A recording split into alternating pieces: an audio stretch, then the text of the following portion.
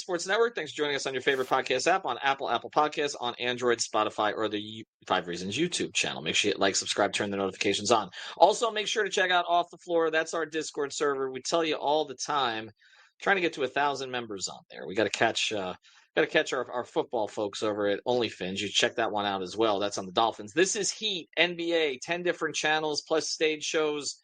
It's pretty damn cool, and it's the best place to talk Heat these days. Just make sure you click on the link that's in the description, bypass the $1 Apple upcharge, and get started right away. You can cancel at any time. Also, check out the great sponsors of the 5 Reasons Sports Network. Includes Underdog Fantasy. It's UnderdogFantasy.com, UnderdogFantasy.com, or download the Underdog app. Underdog, the place to cash in on all your takes during the wild card playoffs, which haven't been great. So you may want to find a different way to play them. Which players are going off? Which ones are ice cold? The over 5 million happy players and 2 billion won. Underdog makes it fun and easy to cash in on all your favorite athletes' performances. So check it out. The place to play Pick'em. Download the app. Sign up with the code 5. That's promo code 5, FIVE, and deposit now to get up to $1,000 in bonus cash instantly. That's a promo code 5. You must be 18 or older, 19 or older in Alabama or Nebraska, 19 or older in Colorado for some games, 21 or older in Massachusetts and Arizona, and present in a state where Underdog Fantasy operates. Terms apply. Void in Colorado for some games. If you're concerned with your play, call 1-800-GAMBLER or visit www.ncbgambling.org. And now, today's episode. Down the Biscayne. Yikes. 5 on the floor, ride for my dogs. Where here's the thing, you can check the score. Hustle hard, couple scars, wearing bubble frogs. Just like Butler said, you in trouble, y'all. Kept the floor playing, got it all banned. Y'all seen the block, stop with one hand. And Pat we trust. You sound scared. It's about have the guts, we're here to bring the heat. Y'all can hang it up. Welcome to 5 on the Floor, a daily insider show on the Miami Heat and the NBA, featuring Ethan Skolnick, Greg Sylvander, Alex Toledo, Brady Hawk, and others from the 5 Reasons Sports Network. Also, make sure to subscribe to Off the Floor for the most heat anywhere.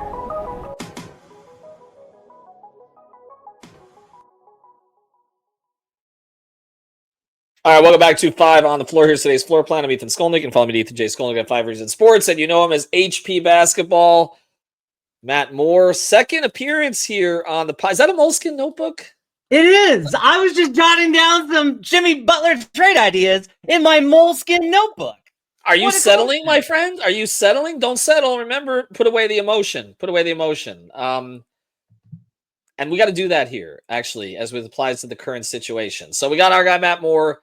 Again, you can follow him at the Action Network at HP Basketball. Our guy, Sean Rochester, runs the 5 on the Floor Twitter account. By the way, if you're not subscribed to that one, I know I run 5 Reasons Sports. It's kind of an open secret that I'm the one tweeting from there 99% of the time. But and I still call it Twitter. I'm never calling it by the other name. But if you go to, and I know you agree with me, but if you go to 5 on the Floor, it's 5OTF_. People think I run that account. I don't even have the password. Sean is basically our guy, Sean Rochester, on there most of the time. And he did some callbacks. So we're going to get to some of that here in the show. But, Matt, let me go through today's events because we need like a daily Jimmy update. If anybody wants to sponsor that in particular, we'll take it. Maybe it could be like the Waffle House. I think that would be a good one because I feel like what's coming out of that camp kind of changes minute to minute, day to day. But today, Chris Haynes, you and I both know. I developed a friendship with Chris when I was covering the Cavs up in Cleveland. Chris came out on the LeBatard Show and reported a whole bunch of stuff. And I'm just going to run this by you, and I'm going to try to, and then we'll get to the meat of the episode here. But I'm going to try to speak to some of it as much as I know or can, because again, I really am trying to open this up to both sides in this situation. And we've had people on the podcast who may be more sympathetic to the way Butler's handling this than I have been. But let me go through this specifically as I'm trying to find it. So again, he spoke, Haynes was on with LeBatard. Everything broken down. We give credit to Heat Culture 13 on Twitter. He's done a good job of kind of chronicling a lot of stuff, as our guy Drew Starr. Jimmy wanted face-to-face with Riley after he was called out. They never spoke.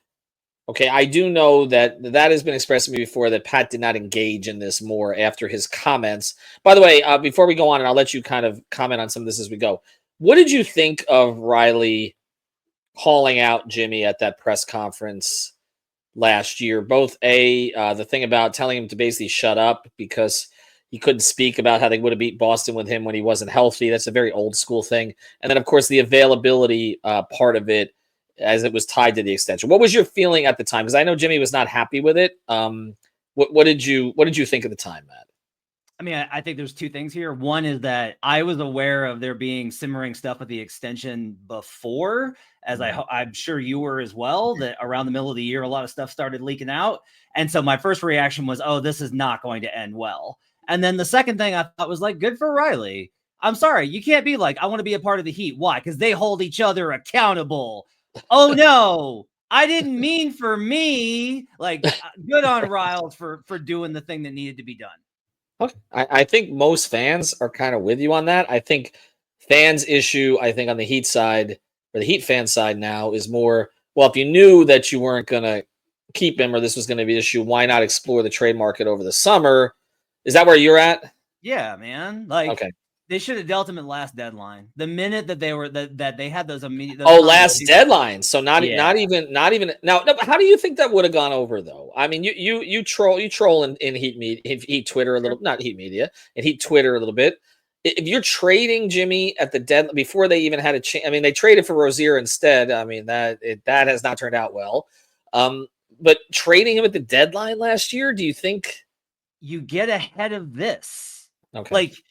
He's still hero Jimmy Butler that led the valiant team to the finals and wasn't at all fluky. Like, he's still the hero then.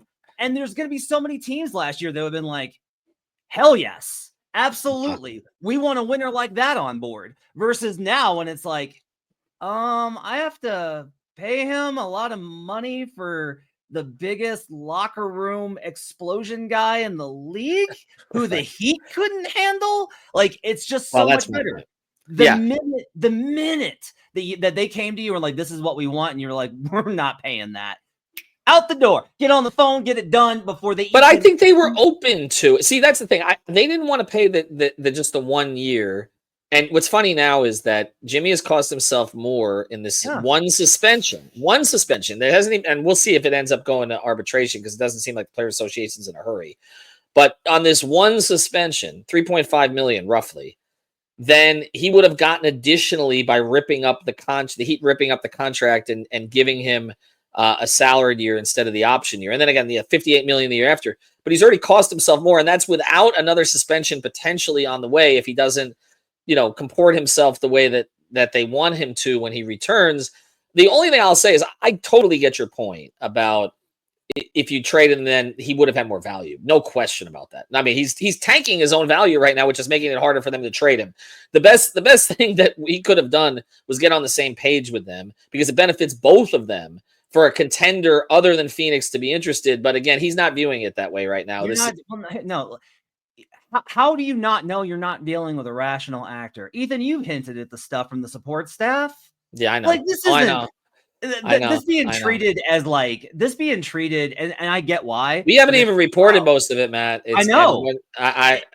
But I've heard about sports staff is going to breathe the biggest sigh of relief when this is over. Trust me. If I've heard about it, everyone's heard about it, and so from that perspective, it's like, how did you think this was going to go? Right. As my thing is like, did you really? I think what happened was Riley really thought like, we are both men, we are both professionals, and this will be carried out in a professional manner because we are both professionals. Mm-hmm. Because you wanted to pretend that the problems with Jimmy in Philly and Minnesota and Chicago were those teams being inferior to you, and it wasn't. Mm-hmm. It was that Jimmy is Jimmy. Well, and again, they do have a little bit of a complex when it comes to that. There's a little bit of a superiority complex about the way they do things as opposed to others. I agree with that, but typically they've been right about a lot of that. Yeah. And so I get it. And I think this is where we say, well, if Pat thought that, then why wouldn't Pat engage with him more over the process? But I think in an old school way, he's thinking, okay, play. All I'm asking you to do is play more. He asked Tyler to play more and he hasn't missed a game. Play more. Okay. Play well, play hard, because here's the other thing. He missed 22 games last year. I know some of them were family related. I get that. They understand that part of it, okay? There were a handful of games that even people around him acknowledged he just didn't feel like playing. Their issue with him was more so twofold. One, that he would take an extra game or two to come back to feel like he was closer to 100% because he doesn't want to embarrass himself. That was their feeling at times. Okay, I can't judge that because I'm not a doctor. I haven't examined him. I wouldn't know if I did. But the point is that that's their view on it. But the other thing is that he played in some games and in their view did not play anywhere close to even 75% effort in some of those games. And a lot of them were against the better teams. And that's why I think he shot 43%, averaging like 18.5 points against the top 10 defenses in the league last year. And they're kind of like, well, we're not going to pay for that. We're not going to pay for that going forward. This is not just about nursing, your body for the playoffs and all this stuff. We need you to play well because we need you to set an example for the rest of the team. We don't want to be in the play-in again.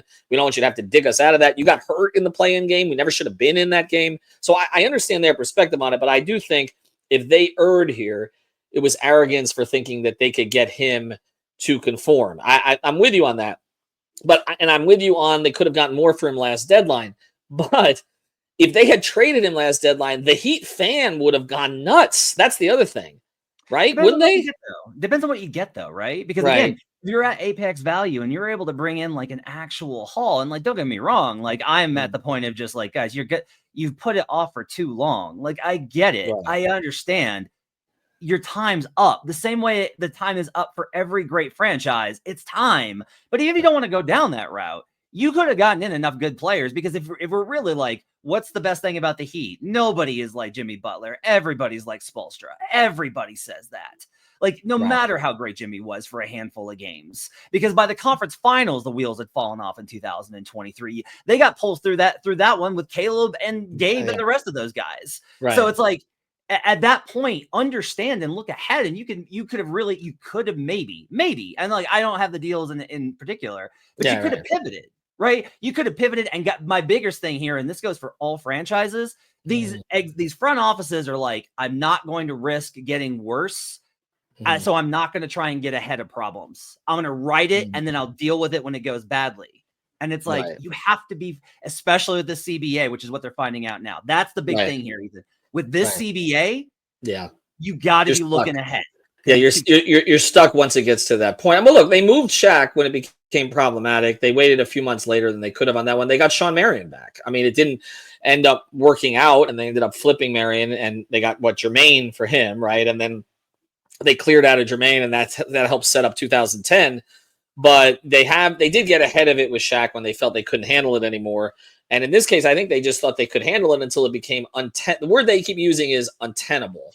And they use that word relative to staff, coaching staff, and the locker room. And so that's where they're at with it. And I think that's what, and I keep coming back to this. There's no benefit to them to be leaking stuff about him right now because it just further tanks his value, which is not something that benefits them. You and I both know, Matt, when stuff goes to the league office, which they had to speak to the league, okay, because they have to give their case because, again, there's a grievance that has been essentially threatened against them. That stuff leaks from everywhere at that point. Everybody in this damn league talks. I mean, it is seriously like the housewives of Madison County or whatever. Like that's what the league is. I mean, everybody talks to everybody, and so this idea again that they're leaking, it doesn't make sense to me. But anyway, I want to go to one other point, and I'll get back to what happened today. Philosophically, or where some of the stuff that's come out, and none of this has come out of Jimmy's mouth. So again, I don't know who's speaking for him. The only thing that came out of his mouth was, I can't find my joy here, basically. Okay. All the rest of this stuff is just various leaks to various people. This idea that he was upset that they didn't re-sign his guys, okay, which this came out yesterday, the day before, that Max, who I know he was upset about that, PJ, who I know he was upset about that, Gabe, Caleb, who, by the way, they tried. They got saved from themselves on that one because they ended up giving him, they were going to give him more than double what he ended up getting from Philadelphia. And I don't know, I like Caleb, but I don't know that he was worth that in the current iteration of this build, okay? And then who was the other one? So Gabe, Max, and of course the Kyle thing, which is loaded in a whole bunch of different ways because they got him the guy that he wanted. How do you reconcile wanting to keep your guys, which are these out of the mud guys, right? Like that seems to be the players he clicks with the most. Like we had Evan Cohen on, and Evan Cohen's like, who's the guys he's had problems with all the time? It's all high picks. It was Towns, it was Wiggins, it was Simmons, etc. He likes that kind of. But then how do you reconcile that with he needed to get another star? They couldn't pay everybody. They can't pay Max and Caleb and Gabe and keep PJ when, again, it was sort of him or Caleb at that point based on the vehicles they had, and also go get stars? Or am I missing something? Like, it seems to me like he wanted the Heat to go into a fourth apron. Well, a couple things here. I think one, he leans towards those guys because that's how he envisions himself, even though it's like, who's one of the most out of the mud guys ever? Joakim Noah, who he feuded with in Chicago. Like, there's these examples of this not being the case. He doesn't like it when there's a perception of guys that quote unquote are better than him. Those are the guys I think he really feuds with. The other thing here, I think, is I to be honest with you, Ethan, I laugh at all of this stuff. Like, my joy, how I'm being used in Eric Spoelstra's offense. No, you didn't re-sign my guys. Man, like, stop. Just be like, I know what I'm worth. You're wrong, but you can, at least then I would have respect for the honesty. Making this into other things when it's like, would he still be here if they just offered him the full max like he wanted? Yeah. He'd be, he wouldn't be playing, but he would be on roster and we wouldn't be hearing about any of these issues. Like, it would just be fine. Funny how the max money and all of a sudden you don't care about your guys as much. Like, just be honest. It's the money, and that's okay. It's a business. Go get your money if you think you can. You can't, but go get your money if you think you can. But let's not pretend like the Heat organization. My criticisms with how the Heat handled this are entirely centered on the arrogance of thinking that they could handle this. And thinking that they were going to be able to get through it without issue instead of getting ahead of the problem once it turns sour. Other than that, you can't sit here and criticize the way that the Heat do business. Their only limitation right now, honestly, I think, is that Ryle still wants to compete for championships and doesn't want to. He's too old to deal with the nonsense of what they got to do now. That to me is the only problem. That makes sense in some ways. Let me get to a couple of the other things here that we talked about. It's funny you mentioned Jimmy and that he doesn't like the idea that anybody's better than him. That's the part of this that cracks me up, because I don't need to score. I don't need to score. I don't need to score. That's not me. I'm not a scorer. But all of a sudden you got a guy now who's outscoring him consistently, and the offense was obviously tweaked for that. Okay. And Tyler has taken full advantage of it. Right. And now all of a sudden part of this report was, and I'll get to this part next because I think this fits it. Jimmy was upset when he showed up. This is from Haynes. This is Haynes's interpretation basically of what is coming from Jimmy's camp. Jimmy was upset when he showed up and a new offense, more threes and pace, and more zone defense was being worked on in training camp that didn't fit his play style. Here's the key quote. And again, this is a transcription of Haynes, who is basically transcribing his camp. So we're like 3 levels removed here. But here's the last part of this. Was being worked on in training camp that didn't fit his play style, quote, when trying to earn his money. So again, even the part that's about the play style, and I can't find my joy and all that, it comes back to they didn't extend him. If they had extended him before that, or at least not made it clear that they were going to make him prove it, then none of the play style shit matters, right? Like, it's just like, doesn't, but it's that they didn't extend him. You want me to prove it, and you're not putting me in the best position to prove it. That feels like where this really broke down.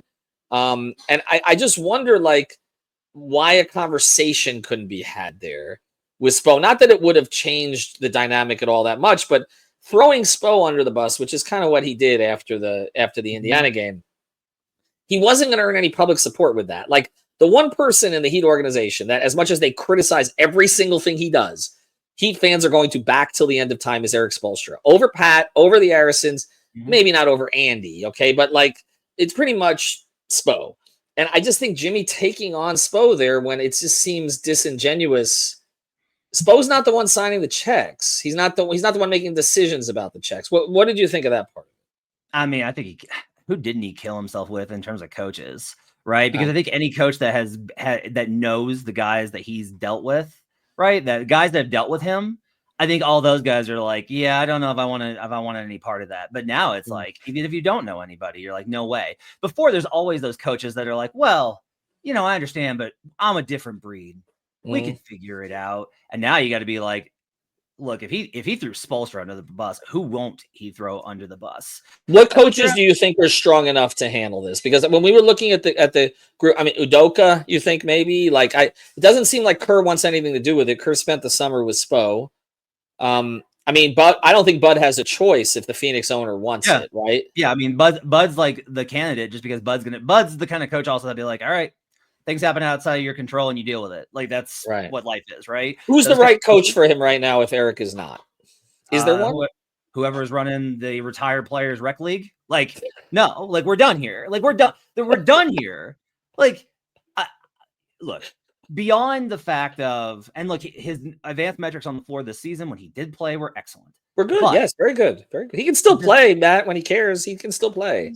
But you know this, Ethan. You saw this with Dwayne, where it's what age robs you of is not the ability to hit your peak. It's the ability to do it night after night. And then it's the ability to do it a few times a week as opposed to a few times every few weeks. And then like it just gets worse from there. And like we're rapidly approaching that.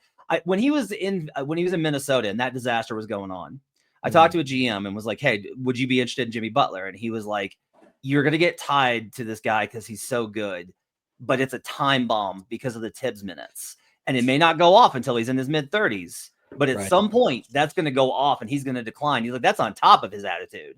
So, like, for me, the answer is really nobody. And, like, you're talking about the offense here. You want to know what really drives me nuts about that? To be like, I don't care about points. I'm a winner. How can you not? After Tyler, you know, all debates aside about where he's at, if this is sustainable, what's going on, Tyler has shown up and done the work despite being in every trade rumor, despite every game, all the injuries. Every game this year. Not called him fragile. He's been there every night.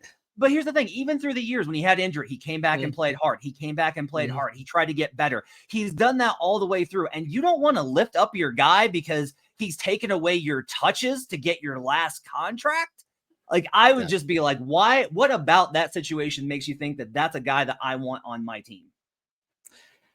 I think you're right about the coaching part. I think it's something that has to be forced essentially on a coach by ownership. It's funny. I used to argue against the Tibbs minutes because my point on that, and I know what he was like in the top 3 in minutes, like 3 years with Tibbs. But one of my arguments was I looked at LeBron, who obviously is unparalleled, and I was like, okay, but if you added the playoff minutes, LeBron had played like 3 times as many minutes as Jimmy, and Jimmy really didn't have deep playoff runs until he got here. Okay, he had the 1 year in Philadelphia, right? They did second round, but he didn't have deep playoff runs. Even with Chicago, first year in Chicago, he didn't play that much. He didn't start a game. So I kind of looked at it like, all right, maybe it's not as bad as you think, but there is a theory out there, and I'm not totally against this one. That is, the body started breaking down a little bit more this year. You know, because again, we watched him turn his ankle, and then he was sick. I mean, literally, it happened right in front, and then he was sick. And I did hear he was sick, but the ankle, the knee, these things were starting to add up a little bit, and if you're in that kind of situation, it's like, I got to just protect myself to get my money at this stage. And it feels like maybe him feeling his body start to break down contributed to this because it did spiral. It spiraled quickly in a whole bunch of different ways. And it's hard for me to believe it just spiraled because the Heat tried to fine him, which, by the way, they dispute. Or any of the other things that are out here right now. It feels like, you know, a couple of things happened. One, maybe he didn't feel as confident in his ability to get the money. And also, it's pretty clear now that people in Phoenix were making it clear that they would pay him. And that got back to his camp in some way. And there's a lot of sort of circumstantial evidence of that right now. But the idea, again, that he'll go anywhere, any 20, just get me out of here, 29 teams. And then it's the reports going, well, I'm not going to go to Memphis. I'm not going to go to Milwaukee. It seems like it's one team here, right now. Yeah, I mean, look, it's difficult. When you have an aging superstar who says that he wants to play in a more competitive or better environment for him, and he'll only accept a trade to one team, and that team's assets are difficult for you to manage. That's hard, isn't it? It's really difficult. I know where you want to go with this, so we're going to hit it on the other side of the break. You know, we're going to tie it back. I'm not going to let this thing go without giving you time to say your piece on the Dame thing. I still think you're wrong, but we're going to get to it on the other side of the break. All right, if you've got leaks, I mean, there's some leaks going on right now in the NBA on a whole bunch of sides. If you've got leaks, you got to reach out to our friends at Water Cleanup of Florida. So we suggest everybody involved in this situation do that. Michael Robert and his team, again, you can find them at WCUFL.com. Again, that's WCUFL.com. Your one-stop water and mold cleanup shop based in Boca Raton. They service the entire Tri-County area, more than 100 5-star reviews on Google. They also service the entire state, too. If anytime there's a disaster in the state, they're there, and you can find them on Instagram as well at Water Cleanup of Florida and see the work that they do. But again, they'll take you through the entire process. The preventative work is what we suggest, but if it gets too far, again, they can help clean it up, and if they can't do it, they'll tell you flat out, which I've had a bunch of people who've told us that experience, and that's appreciated because we know not every contractor is honest. So reach out at Water Cleanup of Florida, and it's WCUFL.com. Make sure you mention 5 reasons. I'm going to give you your time here to give your Dame piece, but let me just get to a couple of the other things on this first. Jimmy, one time last year, again, this is from the Twitter account Heat Culture 13. From Haynes' comments today. Jimmy, one time last year, didn't receive his paycheck due to accounting reasons, which took 10 days to get fixed. I'll just say that sounds like every business in America that happened. It's happened to me somewhere.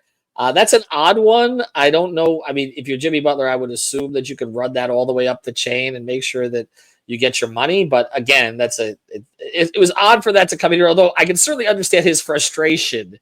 Why wouldn't you raise that with the Players Association at the time, right? Like, I don't know. Anyway. I'm sorry, Ethan. Is he really worried that Miami Heat aren't going to pay him? I don't know, because it seems like he's public enough that he has how many millions of followers on Instagram? He's not getting paid. He's just gonna.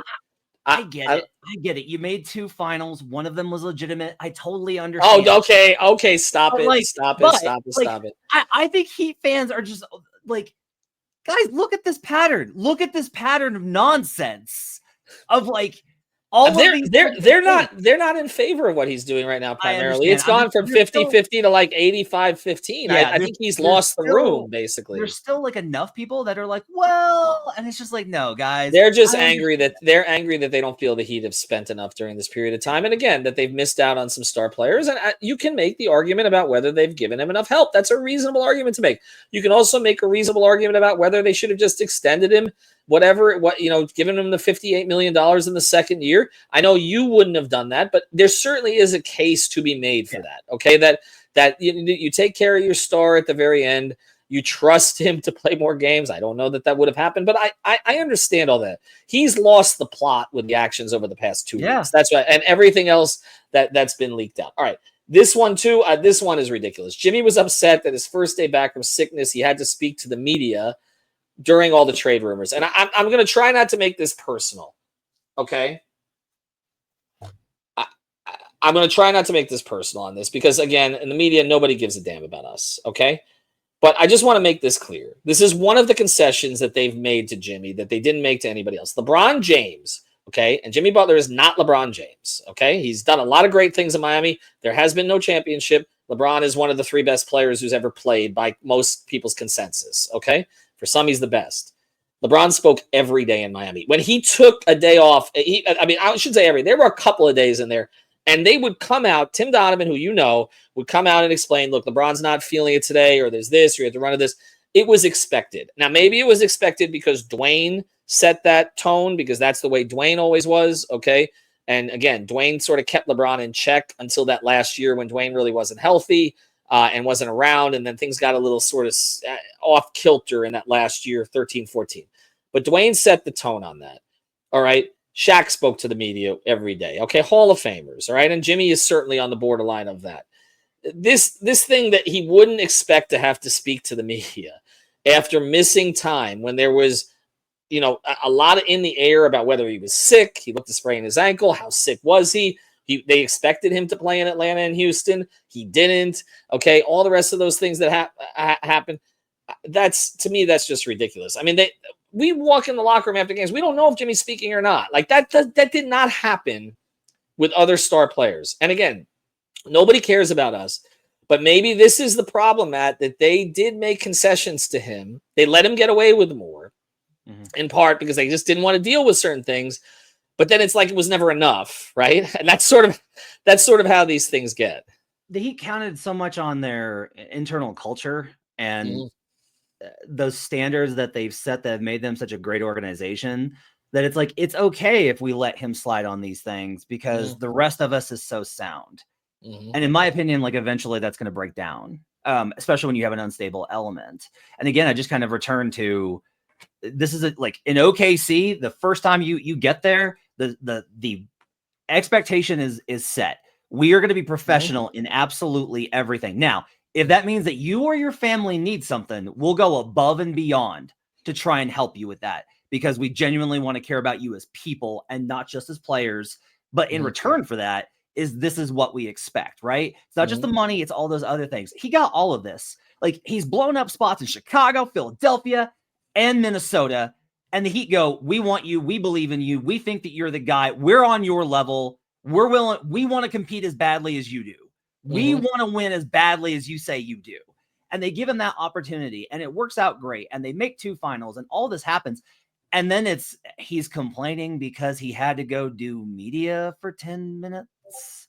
Are you serious? Just be like, I'm not commenting on any trade rumors. You say that twice to 2 answers, and you know how this goes. The media will be like, we're not New York, Matt. We're not New York. Yeah, that's the thing. I'd like to think we are, but seriously, and I wasn't there that day.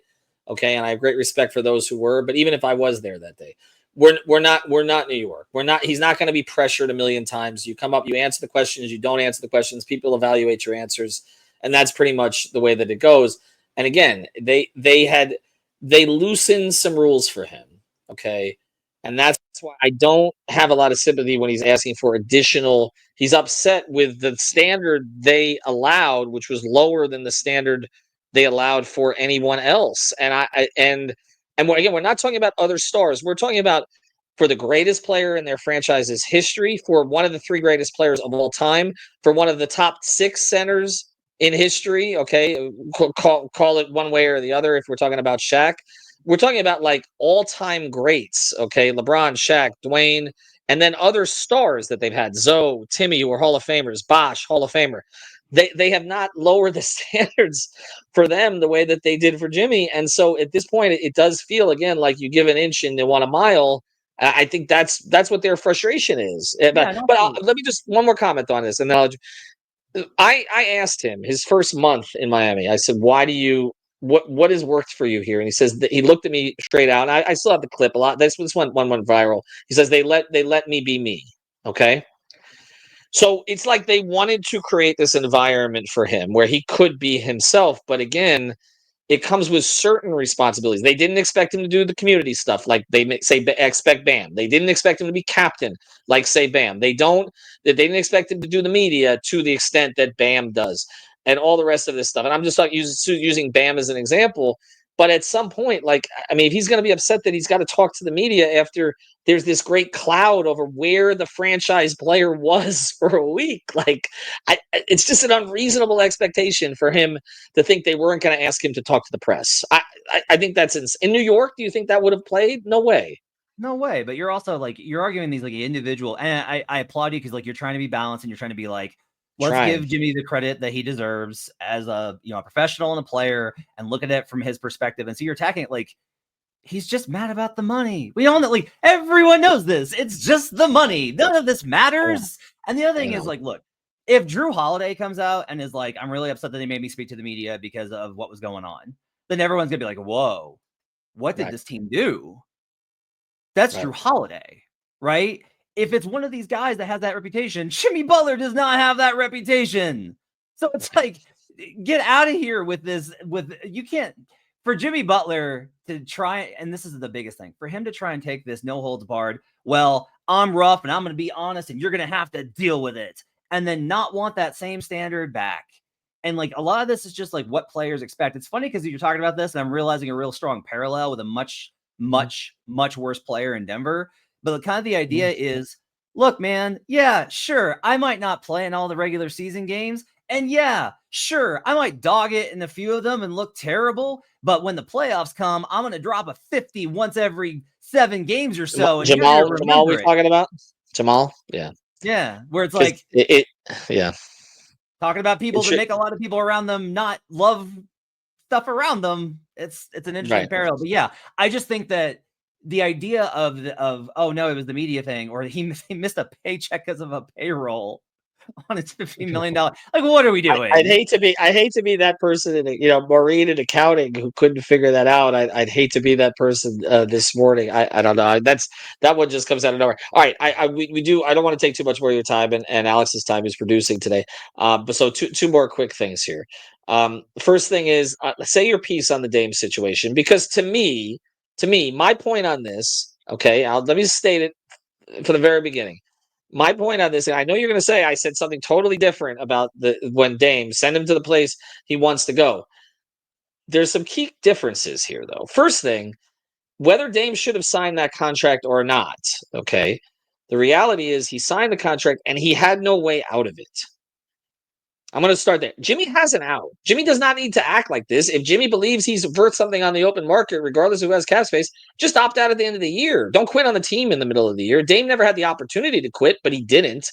Okay. And so I look at this differently. I don't think that the Heat have to accommodate Jimmy the way that I felt Portland should have accommodated Dame. First thing, Dame was there longer. There was no real success with Dame. Yes, there was one conference finals appearance. They told him one thing, that they were going to try to compete, and then they basically used the draft picks on players that were not anywhere near his timeline. I don't think that's exactly the same situation as Jimmy, even if you didn't give him help. I don't think Dame had no out once he did that. And so that was my feeling. He has to make it nasty, which he didn't, by the way. He caved, and he ultimately went to Milwaukee. But to me, that Jimmy has a way out of this. Like that was a clean way out of this. Just opt out. Play the rest of the season, play it well, and opt out. And I'm also not saying you trade Jimmy somewhere he doesn't want to be. Okay, I'm not saying that at all. I'm just simply saying they don't necessarily have to trade to Phoenix. I'm saying don't make or to Phoenix or via some trade, 3-way trade, 4-way trade that gets him to Phoenix. I'm saying make a smart trade if you're going to make a trade, or don't make a trade at all. Okay. And in my view, and I know this is where I'm going to let you get in, you disagree on this perhaps, Cronin made a spiteful, stupid trade, in my view, at the very least, because he didn't at least engage the Heat. Didn't have to trade him to the Heat. Engage the Heat, okay, and see if the Heat can offer you something, because I'm looking at what he actually got for Dame, and it doesn't look like a whole lot to me. Am I wrong about that? Well, I would just tell you, like, here's my thing on the return is they made a trade that was built for them to get hit to pay off in 2 to 3 years. It was not meant to be like, we're going to trade Damian Lillard and the stuff we get back is going to be our core, and then we're going to make the playoffs the next year. Like, that was not the plan. That's evidently not the plan. We'll see what they do with the assets. You maybe wind up being right here. My only thing is, and this was kind of the thing from the beginning, it was really funny because it was like, man, when the first rumors of this happened, I was like, God, I hate the Heat package. Are you kidding me? Tyler, Hero, Jaquez, and Jovic? Are you kidding me? And then it became like, well, no, they're not going to give all that, because like there's a weird separation here, I think, between the front office and the local media apparatus. And the local media apparatus, I do think openly was like working to try, was really leaning to embarrass the Blazers. And front office, as much as they say that they're immune to that, they're not. The Heat might be, to their credit, because they're exceptional. Right? Like, I think but they follow it though. They know what's going on in social media. Trust me. Pat doesn't pay attention, but the others do. I think if Cronin and the Heat had a deal to work out, they could probably get that deal done and there'd be no hard feelings and it'd be totally fine. Like, that's what I've heard from outside people, right? I'm not inside on Miami at all like you are. That's like kind of my feeling here. My big thing with the Dame thing is just the next time that you're in this position, maybe remember how it feels, because Lord Almighty, the stuff that came out of that county down there was ridiculous, and now being turned around in the exact opposite way. When you reach the point of they owe it to Dame, that's when I was like, you have got to be kidding me. Like, do the right thing. And when it's like, look, there are multiple ways, and you're facing the same situation here where if Jimmy I'm trying to think, if Jimmy wanted to go to Memphis, think about how easy that deal would be, because Memphis wants him, and Memphis has good young players and draft. He's also a great fit for Memphis. I think it's a terrible fit, because I think putting him in that locker room is just asking for them to return to the buffoonery that they had 2 years ago. Okay, but I think on the court, it's a good fit. Yeah, it's a great fit on the court. But as a Memphis guy, the minute that it was reported that he wouldn't go there, I was like, yes, let's go. I was so excited to hear that news. But like, that would have been totally fine. But these players, and you know this, are just always like, I just want to, like, the worst one to me is always Anthony Davis. I just want to win. I just want to win. Where do you want to go? The Lakers that have missed the playoffs the last 7 years and have been one of the worst franchises in the history of the sport. Like, get out of here. And so when the Blazers make the decision that they do with a player that was on contract for multiple years, and your point's very interesting, because you're like, well, he was on, like, I go the other way where I'm like, like the Heat need to take care of this, because otherwise this is just a gaping hole in their cap sheet. Like, and I think that might be fine in the new CBA. Let him walk, figure it out from there. I think it is. Right. Just, well, it's like the Clippers with Paul George, basically, right? Like that. I mean, that You put the assets elsewhere, and you're not as pressed up against the second apron, which is why they're not scared of this. I think the only thing that really intimidates them in any, I don't say anything intimidates them, but I think the only thing that would be concerning is Jimmy opts in and you got to deal with this for another year. And then it's like, how uncomfortable is this going to get?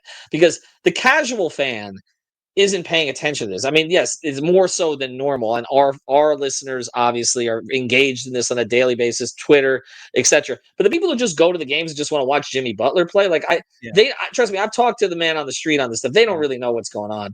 And it's just like, and then it becomes a problem for the Heat that festers in other ways, because then the casual fans get irritated because they're not really getting the facts, honestly. And they just want to go see 22 play because 22 led into the finals twice. And when you see and when you're scrolling through Instagram and you see a clip from LeBatard with Haynes saying that, well, the Miami Heat wouldn't even pay him. They didn't give him his paycheck. Like, people will really respond to that like it's a serious thing when it's a completely nonsensical thing. I don't think that Joe Cronin is like, I could have had Nikola Jovic. Man, I know the advanced metrics are great.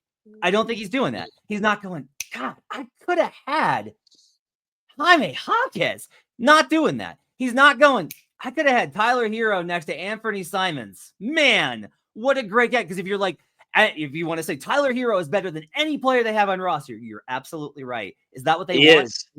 But do they want that now? I know. I get it. He's not a fit with Simons, but you can move Simons. Would you rather let me put it this way. Would you rather have Tyler Hero playing this way, looking like this, playing phenomenal, best player on the Heat this season? Or would you rather have Cooper Flagg? Because I'd rather have Cooper Flagg. No, if he gets Cooper Flagg, then all's going to be forgiven for him because he basically tanked the team with a trade. All right. Last thing, I only got a minute for this. Okay. But how does this end in your view? Is there another team you could see getting involved? Because it does not seem like they're not going to deal with Phoenix directly. And I'm having trouble seeing the third team. We've gone through about 1 million possibilities. I know Milwaukee, Chicago, Detroit. We talked about all of them. One of those, you think? So Detroit, I thought was a possibility because of the Tellem thing, but then they pivoted. I think Trajan won the power battle there. I think the Milwaukee Chicago thing is very interesting when you throw in the Nuggets, who have kind of circled around on this whole thing and have a large contract to take on. I can't get a straight answer on Beal from them. I can't get a straight answer on Beal about whether or not they would be willing to take him. Some team will eventually break, but here's the thing is you have enough teams with Chicago and Milwaukee and Denver, and then whatever team is willing to be the one that's like, we'll take your trash. We just want the seconds. Whatever team does that, that's going to get done. To me, that's the most likely outcome here. Is that there's going to be, I think it's going to be like a 5-teamer. I don't think it's like a direct, simple trade. I think it's going to wind up being like a 5-team deal that winds up with this thing ending up in the way that it should, with Jimmy Butler in Phoenix and Bradley Beal, who God knows where. And I'm really interested to see the other parts of that deal and who winds up winning it from that. All right, it's Matt Moore. You can follow him at HP Basketball. We appreciate it. He's got the Moleskine notebook. He never settles. We appreciate him coming on. You can find him at, I just saw a Moleskine notebook at Office Depot. I almost picked it up just for that. I didn't even know people went to Office Depot anymore. All right, Matt, we appreciate it. You can find him at the Action Network. Thanks for Alex for producing. I told him this would be 20 minutes. Have a good night. Thank you for listening to the 5 on the Floor on the 5 Reasons Sports Network. After all, someone needs to listen to my dad.